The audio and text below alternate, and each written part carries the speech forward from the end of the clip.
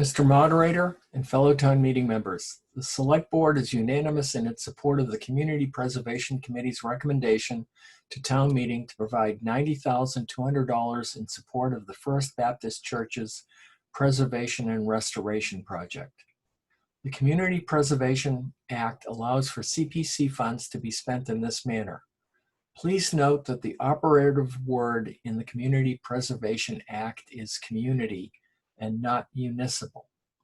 Those of us who served on the original study committee that resulted in Needham's adoption of the CPA realized that there were eligible municipal projects that justified adoption of the CPA. But we also realized that there were other worthy community needs that could be addressed. Over the years, the lion's share of these funds have indeed been used for projects ranging from the restoration of our town hall to funding of the Rosemary Pool and renovations of a myriad of recreational facilities. They've also been used to fund other worthy non-municipal projects such as window replacements for the Charles River Center's residents on South Street and various projects of the Needham History Center. Both of those organizations are 501c3 tax exempt. As your warrant states, the funds requested will provide a portion of the cost of preserving the street-facing front porch and columns of the First Baptist Church on Great Plain Avenue. This beautiful and historic building has been a defining part of the town's streetscape since the 19th century and is one of the few remaining buildings from that era. It is what helps to give Needham the look of a New England town, and it helps to preserve the ever-decreasing inventory of historic structures in this town. This is totally consistent with the purposes of the Community Preservation Act. The CPC agreement requires the applicant to maintain and continue the historic character of the preserved building.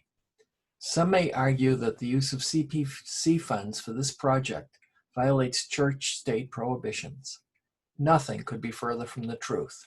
The project affects the exterior of a building, not its sanctuary. The church building itself is open to many groups and organizations, including various glee clubs, dancing, and senior citizen activities on a non-sectarian basis. The potential for a church-state issue has been thoroughly vetted, and there are ample similar examples. In addition, as part of a funding agreement, the church will continue to provide access to local organizations not affiliated with the church.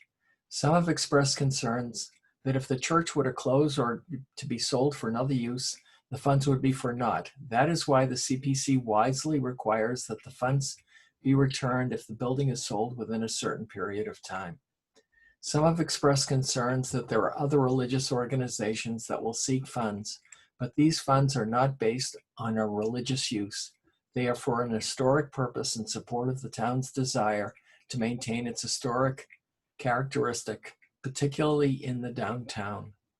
Some fear that this could result in a potential lawsuit. That possibility is more likely if the town turns down an historic application because of the applicant's religious affiliation. The Select Board therefore urges your support of Article 11. Thank you.